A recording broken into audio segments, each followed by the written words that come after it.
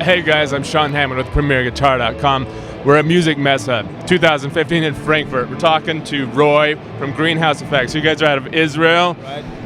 We got PJ on guitar, a really cool guitar he built himself, I might add. Roy, you have 2 new pedals and another one we'll look at in a second. It's like a multi thing. Right. Tell us about these. Okay, so the first addition to the line of pedal, which completed to an 8 different pedals, is the new Sonic Orb Phaser. This is a pedal that I've been wanting to do for quite a while. It's a very smooth sounding phaser, very potent. You can hear it instantly while it's engaged. It's a 4-stage ODA phaser, so it's capable of doing all the classic tones.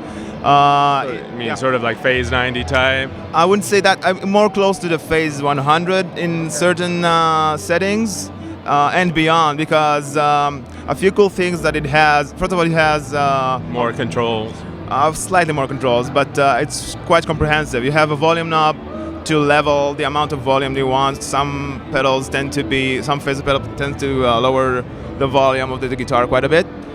So you have that sorted. Then you have a rate knob that is connected to a toggle switch that enables it to go from super slow speeds up to super fast speeds, so you can set it the way you like it.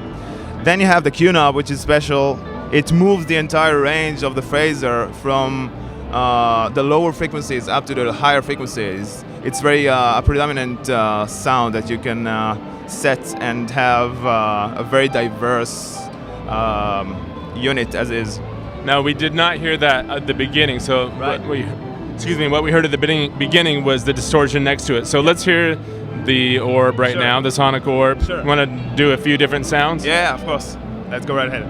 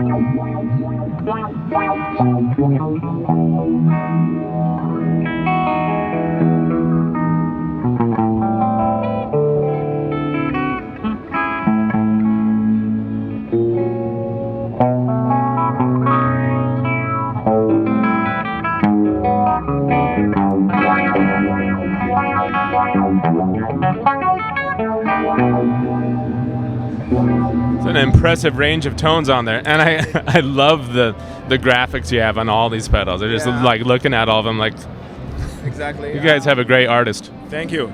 We do. We've put a lot of emphasis on the appearance.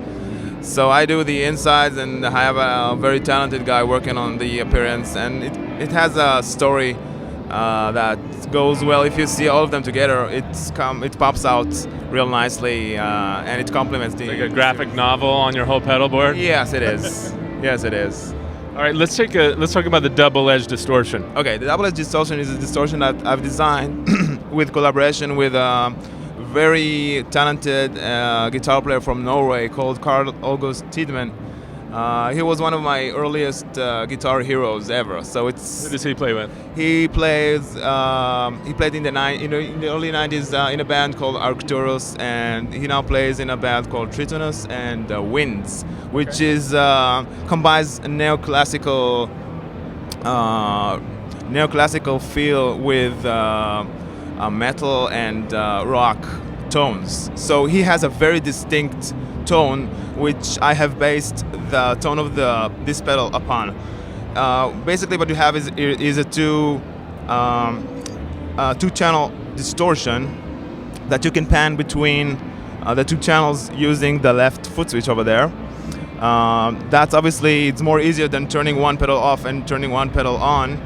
Then both of the channels are voiced differently. So one would be voiced for rhythm tones, if you will, and the other one is voiced for lead tones. But I think that may be one of the best distortion pedals I've yet to design, because once you get to play it, it feels like an amplifier. It doesn't sound like a specific amplifier. None of my pedals do, but this one tends to be like a complementary piece of gear for your amplifier and for your guitar that you can use very easily and very naturally to get from one sound to the other.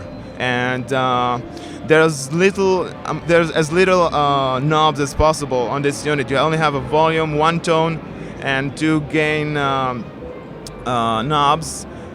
So this unit was built just to play and rock. Now, are both volumes on the left and both tones are on the right? No, it's actually Can't really see. a master volume. Yeah, it's a master volume, master tone, and since both channels are voiced differently, you will hear that the rhythm channel has, that the gain two or the solo channel sounds slightly higher in volume, and it pops out slightly better. Okay, now when we came into the video, was PJ playing the rhythm channel or the solo channel? The distortion channel, the solo channel. Yeah, but it was set to be at rather medium gain amount, so you can go higher than that if you want. All right, let's hear a couple different sounds out of that. Okay, cool. We start with the low gain or gain 1 setting.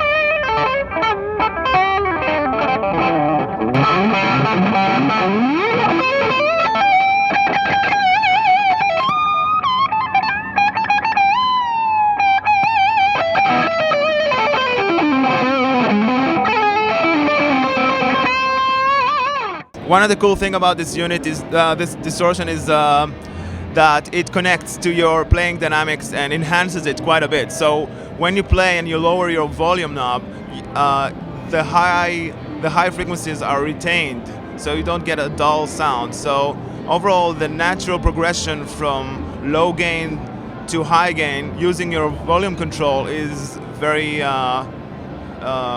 good.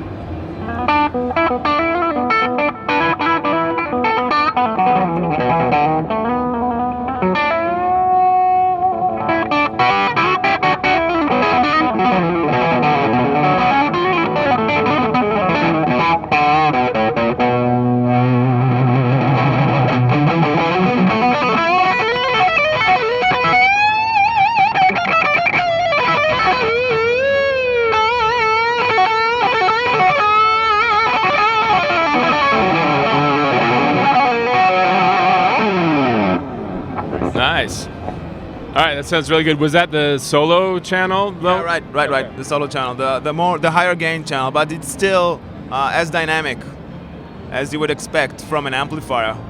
Nice. Now, before we go, you wanted to show a different pedal that's like modular unit. It's pretty cool little cartridges you can fit in. Let's grab that.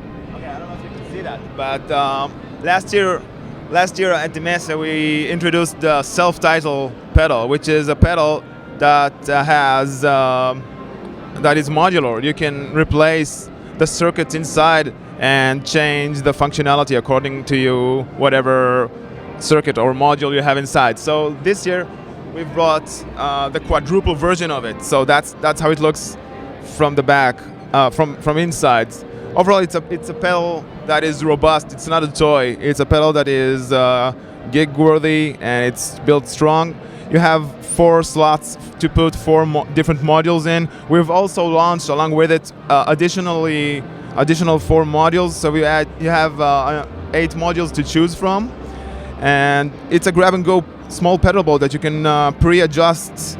You can have like 4 delay pedals if you want, or 2 overdrives, or whatever.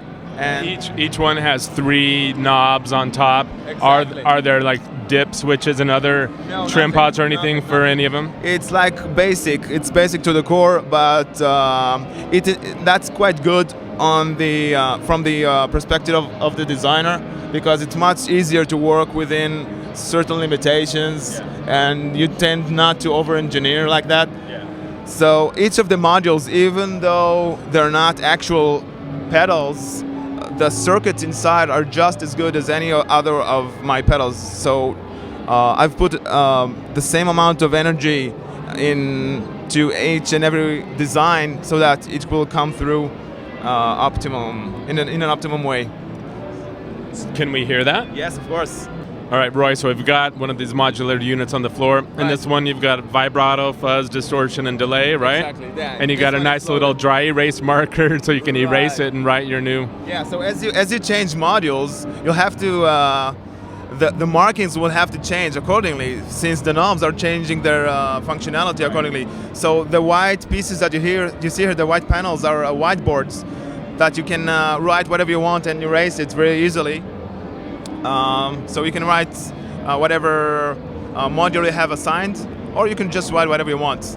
So now the effects in here, I can't remember if you already said it, and it's kind of loud in here. Yep. These are different than your other pedals. Yeah, the 8 modules are not the same as the other circuits that I have in my pedal line.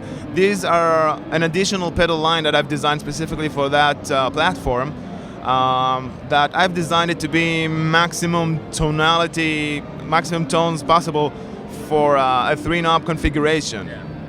Okay, let's hear PJ play it. Right. What are we going to hear first? You have the vibe, then the fuzz, distortion, and the delay. Let's try each one separately.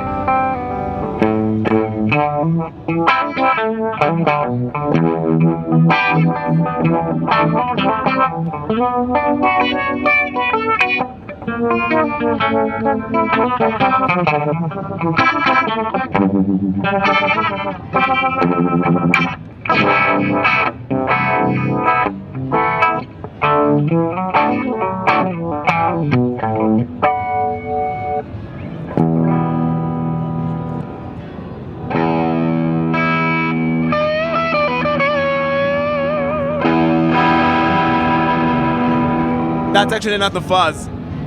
That's the overdrive. Get the eraser. Yeah. That's the overdrive. This is how you use a dry erase marker, kids. This is the overdrive. Okay. Okay.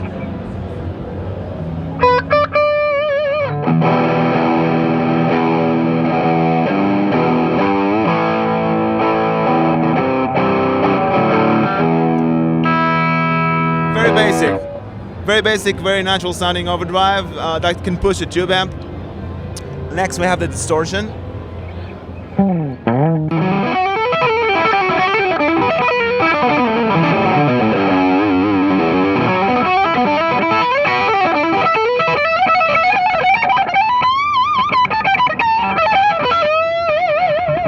Yeah. And now the delay.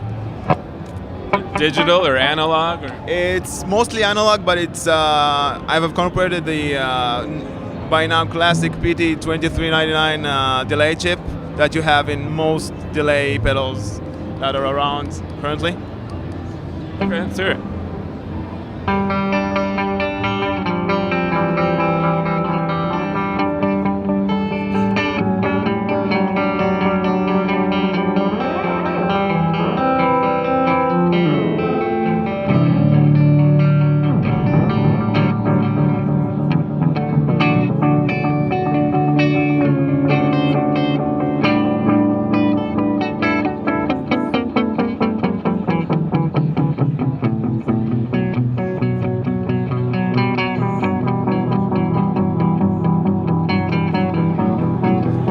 This one doesn't self-oscillate, but it does have almost endless repeats, which is quite cool. Nice. How much is this going for? How much? I guess the bass chassis. How much does that go for? And then how much does each module go for? Well, since this unit is going to be launched in August in the summer, so I can't tell the exact. Not sure yet. Right now, but it will be less expensive than buying 4 pedals and carrying them around. Okay. Don't forget you don't need any spare cables or patch cables or DC jacks, DC cables for anything. You just grab it and go. It's a single power source for the whole thing. Right. It's just like having 4 pedals in series. Only it's in one unit. Yeah. Okay, so you're not sure on the pricing on that yet. Do you have pricing on the Sonic Orb and the double-edged delay? Yeah. Distortion? Yeah, the Sonic Orb is going to cost exactly like the others. It's $184.99, sorry. And the double-edged is going to be $210. Those are both US dollars, right? Right. Okay, Roy, tell everyone where to go online to check out your stuff. ghfx.com. That's my website. Cool. Thanks, Roy. Thanks, PJ. Thanks for watching, guys. I'm Sean Hammond for PremierGuitar.com.